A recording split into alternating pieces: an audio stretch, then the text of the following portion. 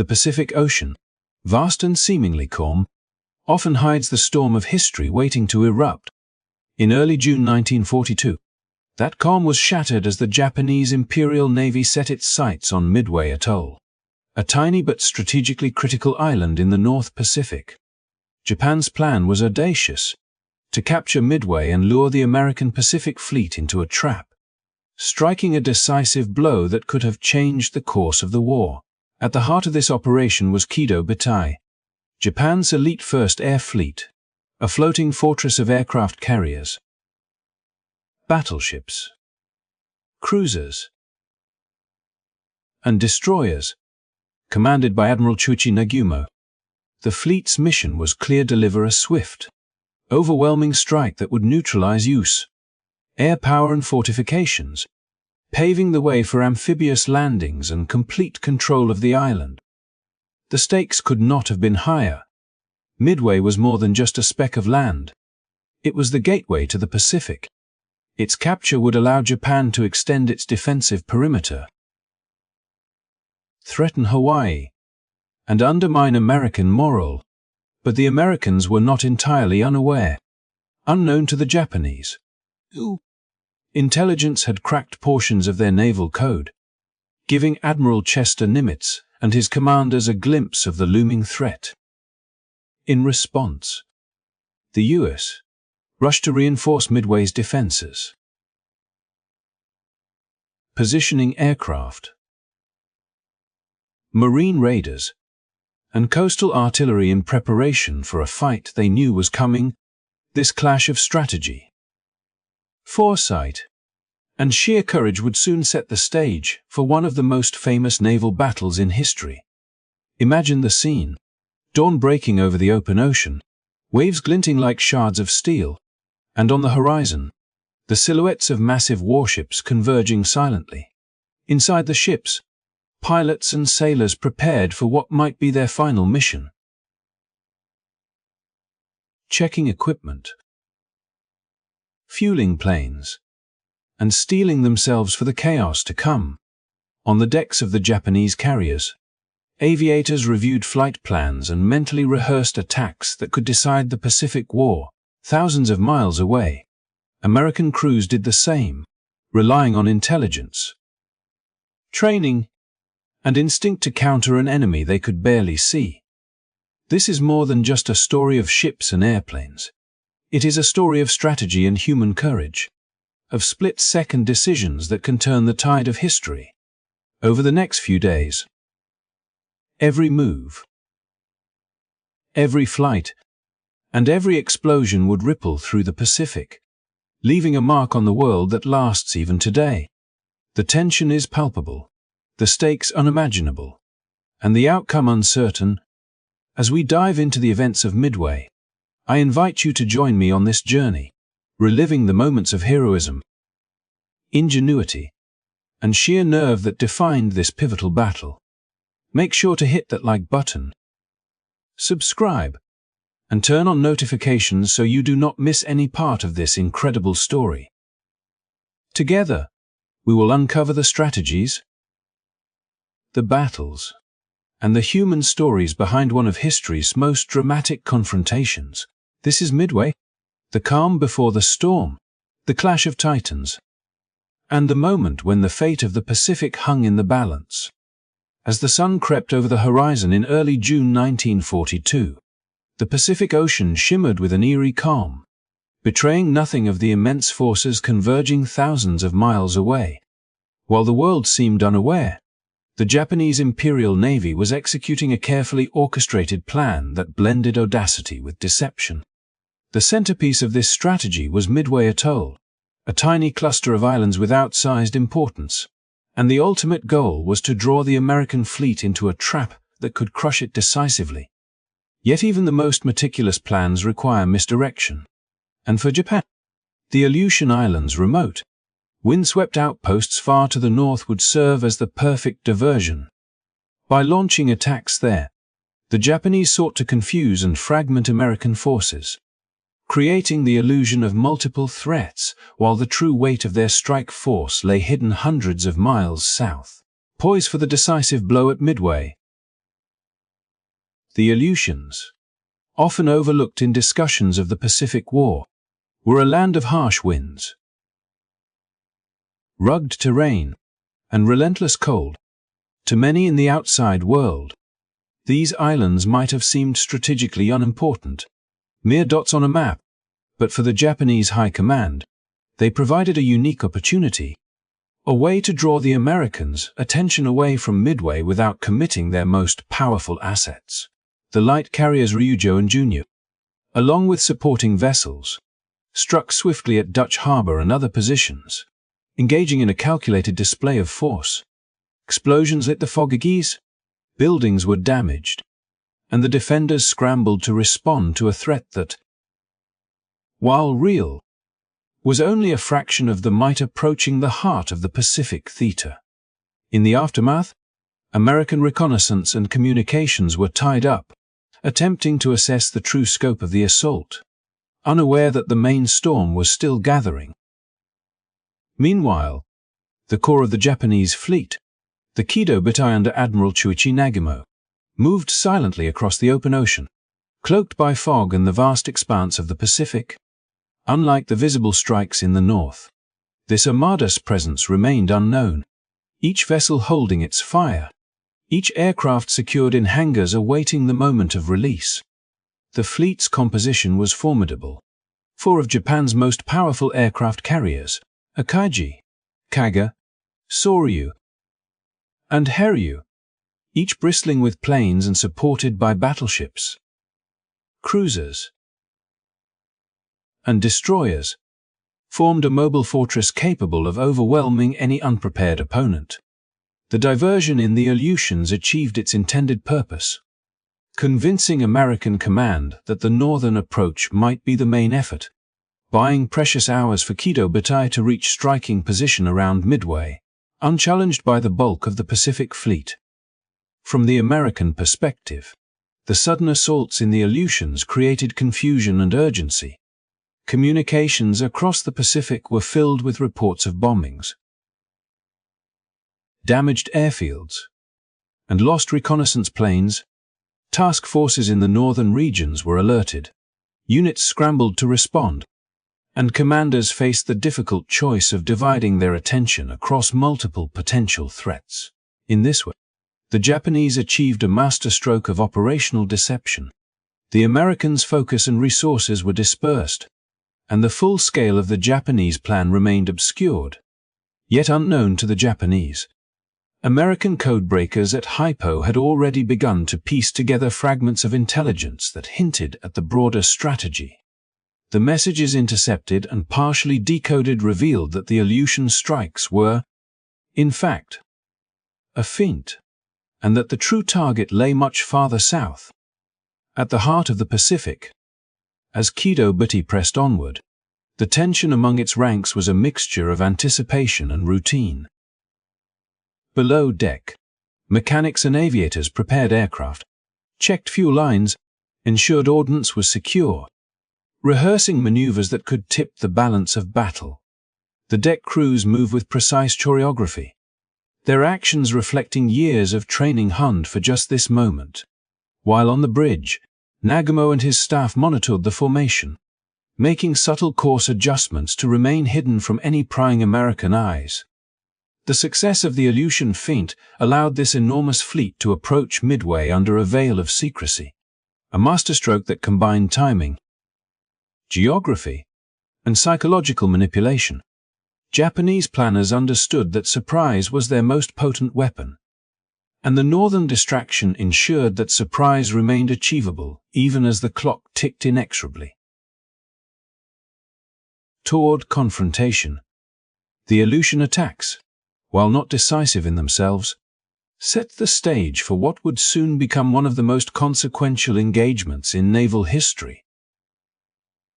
The Americans, responding to these northern provocations, were compelled to position forces away from Midway, inadvertently leaving the island more vulnerable than it might otherwise have been.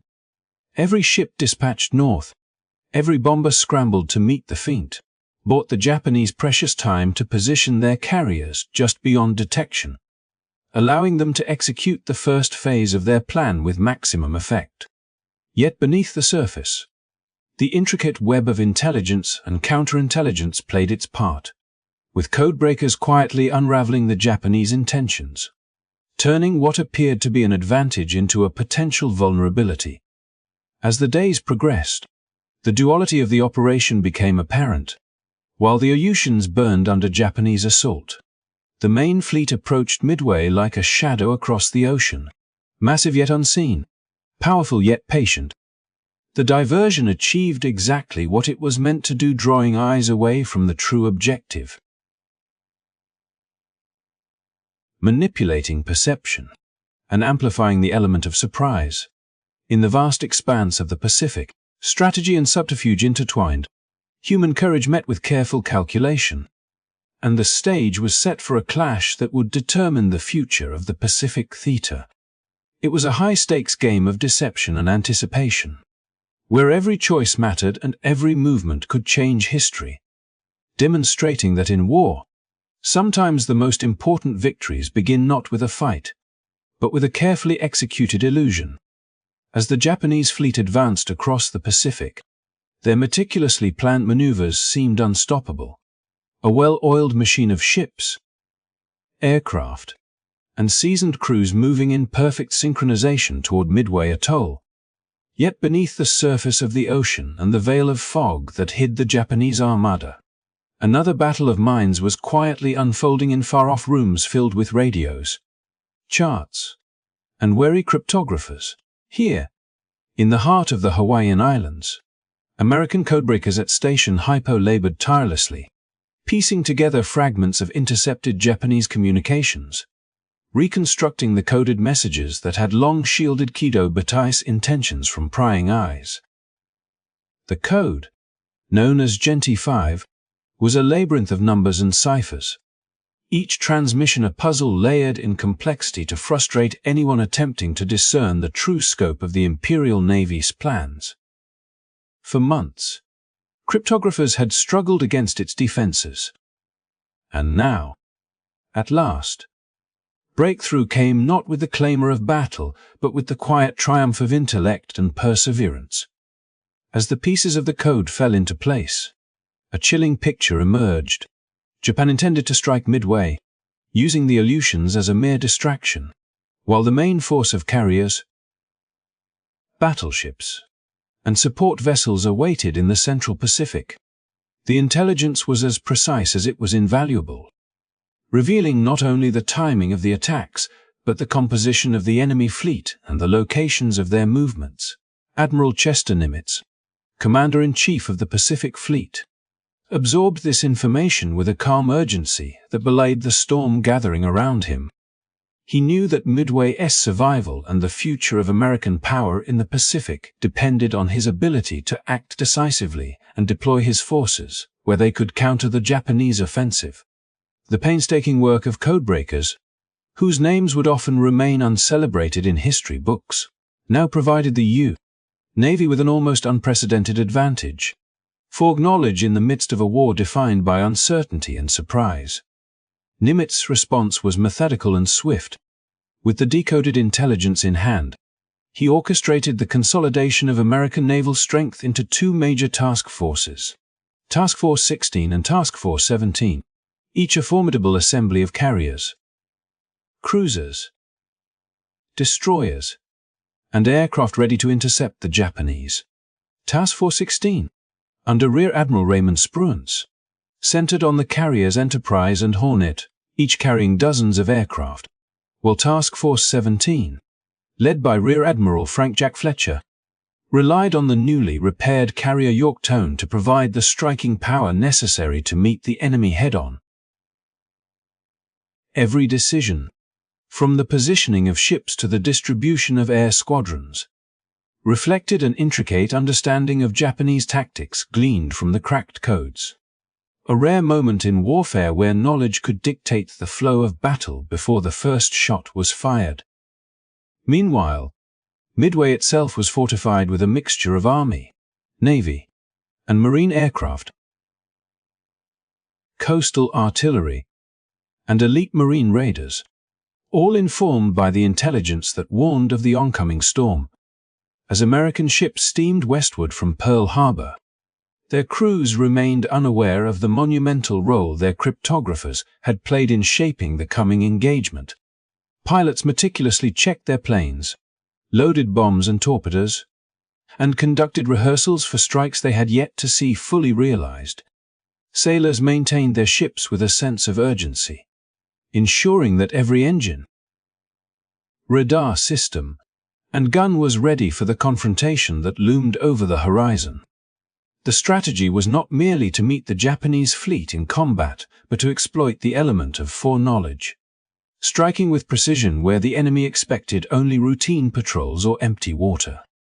In this delicate dance of deception and anticipation, the intelligence provided by the codebreakers allowed Nimitz to position his forces in a manner that maximized both protection and offensive capability, effectively turning the tables on an opponent whose arrogance assumed that secrecy and strength alone would secure victory.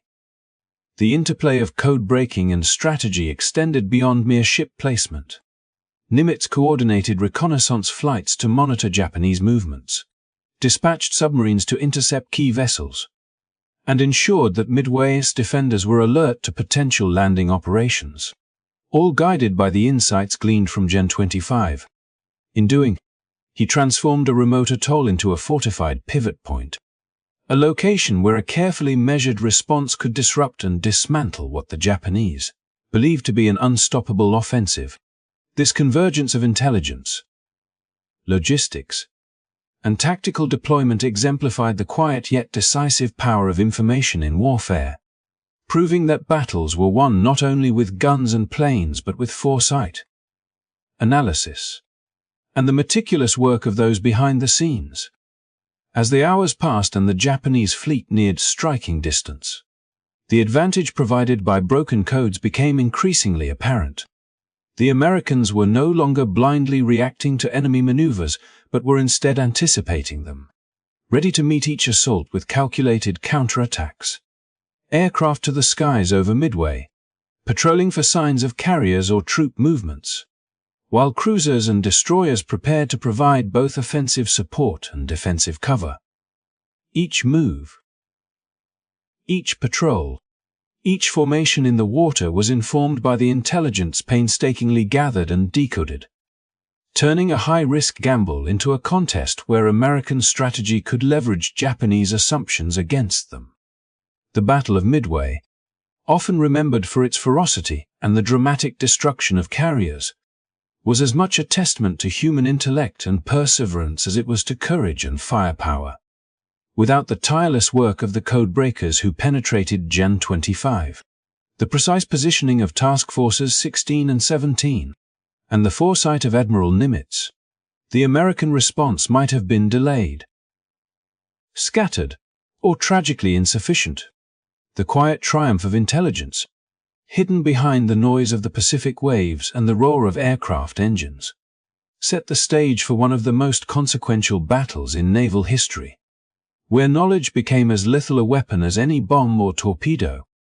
The dawn of June 4, 1942, broke over the Pacific with a tense quiet, the kind of stillness that makes every ripple in the water seem amplified, every shadow on the horizon a potential harbinger of conflict.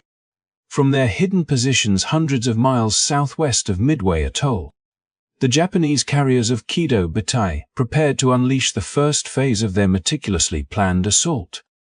On the decks, aviators ran through final checks on their aircraft, fueling engines and arming bombs, while mechanics and deck crews worked in a synchronized rhythm hummed through countless drills, ensuring that each plane was ready to carry out its deadly mission. Commanders issued last-minute orders,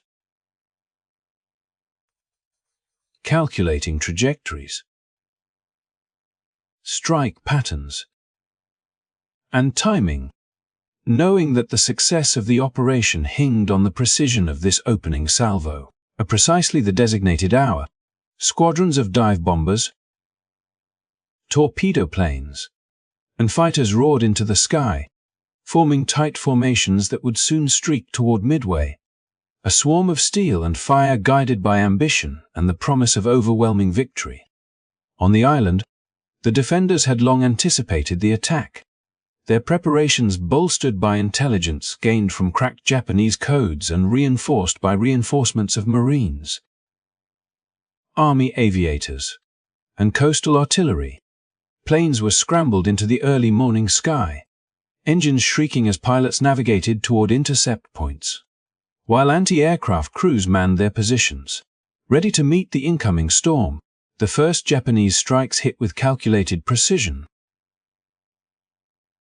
targeting airfields, hangars, and fuel depots, leaving clouds of smoke and debris curling into the sky.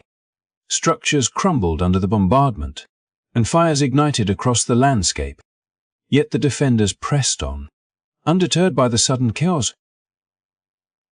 American pilots, in fragile and often underpowered aircraft, launched into the fray, flying low over the water, their torpedoes aimed at the advancing fleet, their determination a counterpoint to the immense destructive power arrayed against them. Though the attacks inflicted real damage on Midway's infrastructure, the human spirit and tactical ingenuity of the defenders shone through. Torpedo squadrons, despite lacking sufficient fighter cover and facing withering fire, pressed their assaults against the Japanese carriers, weaving through anti-aircraft bursts and dive bomber formations with remarkable courage. Many did not return, their planes falling into the sea, yet each sortie disrupted enemy formations, forcing pilots and commanders aboard Kido Batai to adapt in real time to threats they had not fully anticipated. Meanwhile, American patrol planes, often flying at the limits of fuel and visibility, scoured the waters around the carriers, reporting movements and drawing fire that might otherwise have targeted other, more vulnerable units.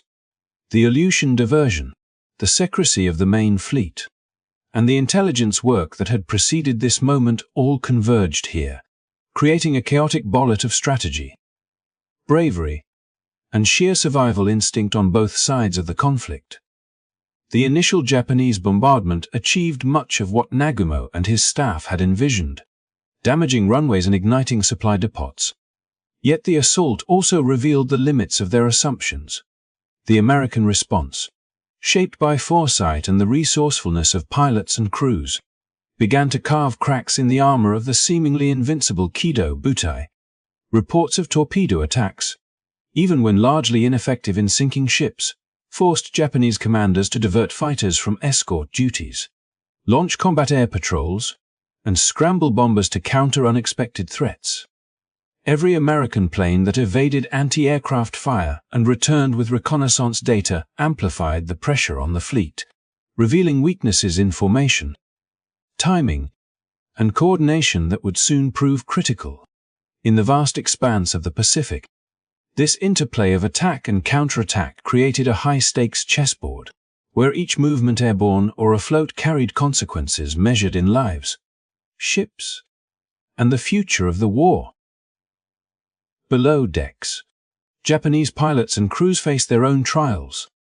They witnessed the determined American resistance, the sudden appearance of torpedo planes that seemed to materialize from nowhere, and the unpredictable bursts of anti-aircraft fire that shredded the sky with deadly precision. Communication networks buzzed with updates, adjustments, and urgent commands as officers attempted to keep the fleet organized and ready for subsequent waves of strikes. Amid the chaos, leadership decisions became as crucial as any maneuver. As Nagumo and his staff debated whether to press on with additional attacks against Midway or divert resources to counter the probing assaults that threatened the carriers themselves, the precision and discipline of the Japanese Navy were tested not only by the enemy but by the unpredictability of war itself, where human error, mechanical failure, and sheer chance intersected with carefully drawn plans. As the morning wore on, the pattern of battle became increasingly complex. While the Japanese carriers executed their primary mission against Midway, the American counterattacks, though costly, had begun to expose vulnerabilities. Torpedo bombers pressed low-level attacks that forced the Japanese to split their defensive focus, while patrol planes relayed critical intelligence that allowed American task forces positioned miles away to anticipate movements and prepare for the next phase. Engagement.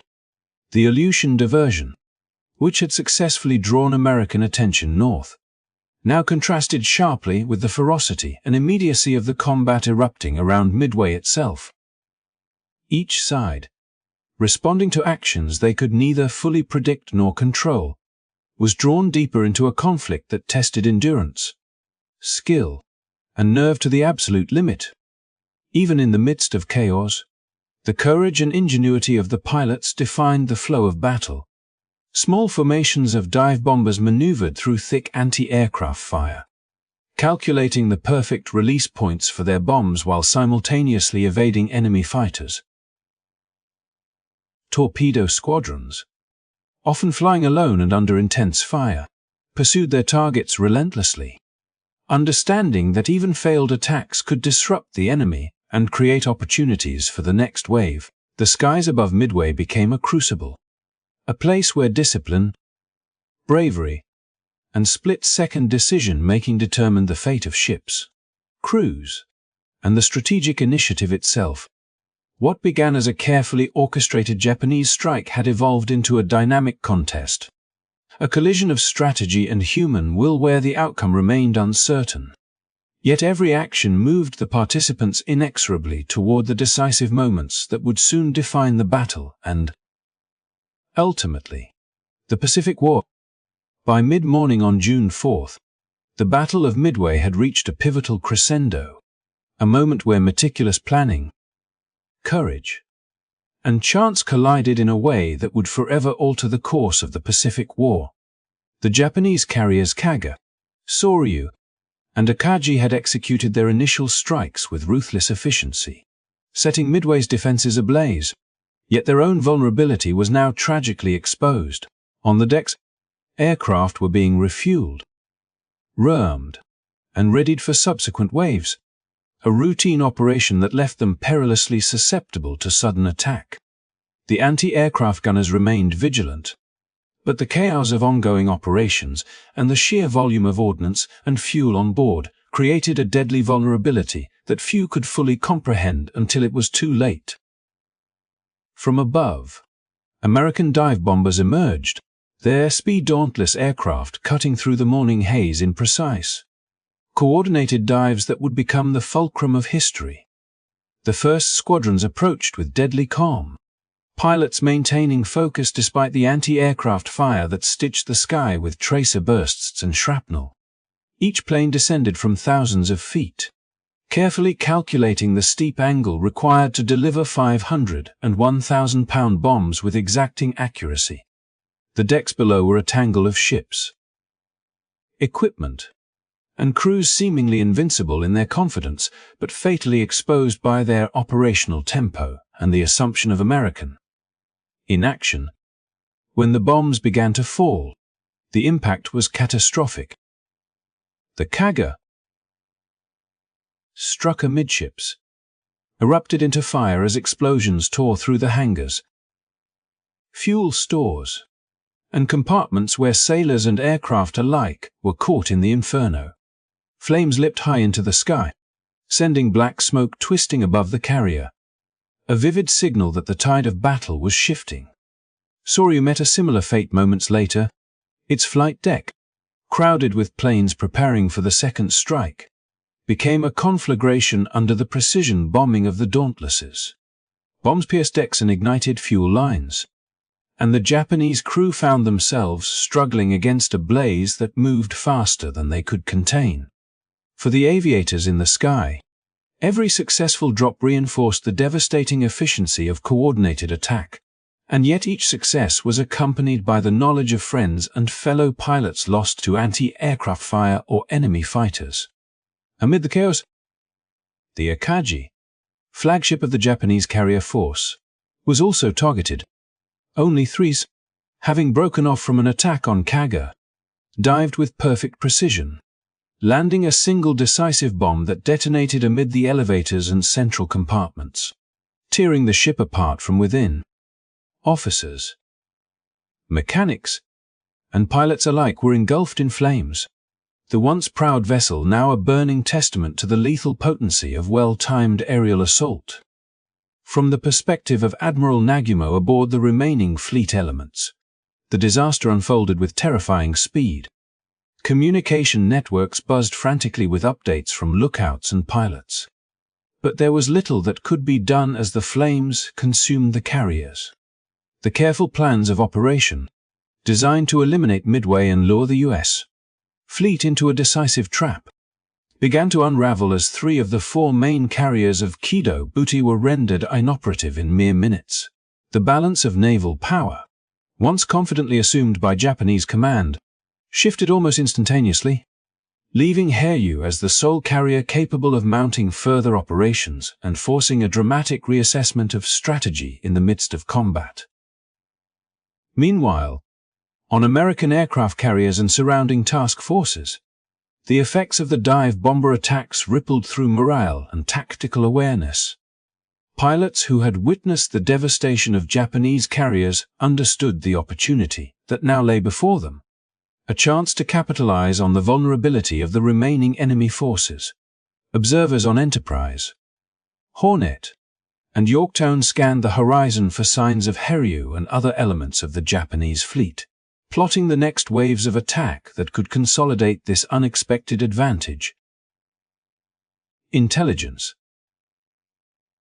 reconnaissance, and timing, previously instrumental in allowing foreknowledge of Japanese movements, now converged with raw courage and decisive action to dictate the pace of the unfolding battle.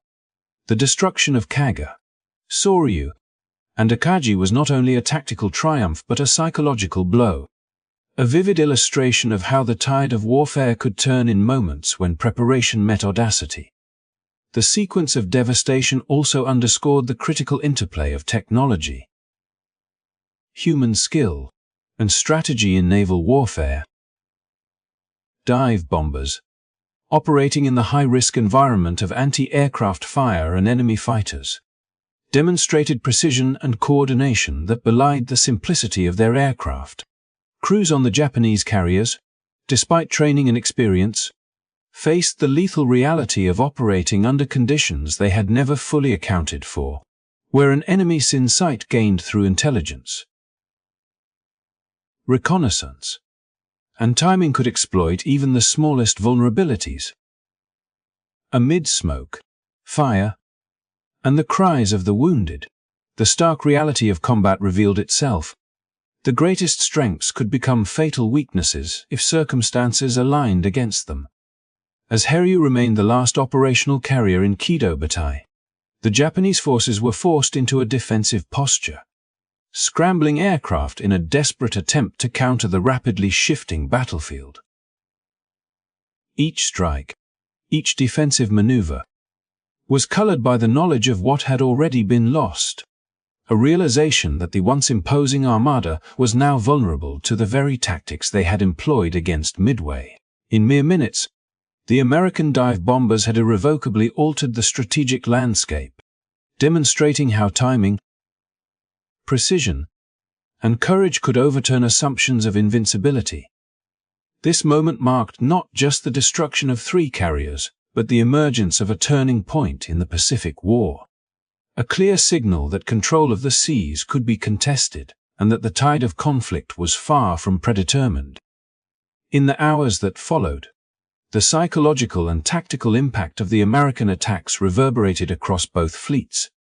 The Japanese command struggled to maintain cohesion, while the Americans, buoyed by the extraordinary success of their dive bombers, prepared to press the advantage, aware that the actions of a few skilled pilots could resonate across the expanse of the Pacific and define the future of the conflict. The fiery destruction of Kaga, Soryu, and Akagi became a defining narrative of courage, ingenuity, and the decisive power of well-executed aerial strategy, a testament to the unpredictable yet transformative nature of war at sea, where mere minutes could reshape empires and redefine the balance of power. As the sun began to dip toward the horizon on June 4, 1942, The Battle of Midway had reached a climactic intensity that few could have imagined in the pre-dawn hours. The surviving Japanese carrier, Haryu, had emerged from the morning infernos with the grim determination of a warrior refusing to yield.